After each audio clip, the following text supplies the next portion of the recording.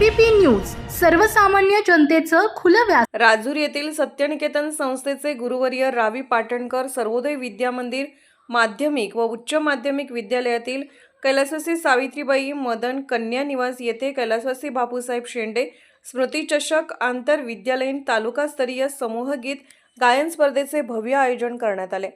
या स्पर्धेचे उद्घाटन सत्यनिकेतन संस्थेचे ज्येष्ठ संचालक मिलिंद शेठ उमराणी यांच्या अध्यक्षतेखाली संचालक श्रीराम शेठ पन्हाळे, माजी प्राचार्य लहानू परबत, मनोहर लेंडे, प्राचार्य भाऊसाहेब बनकर आदी मान्यवरांच्या प्रमुख उपस्थितीत संपन्न झाले। तालुक्यातील एकूण 11 संघांनी या स्पर्धेत उत्साहाने सहभाग नोंदवला।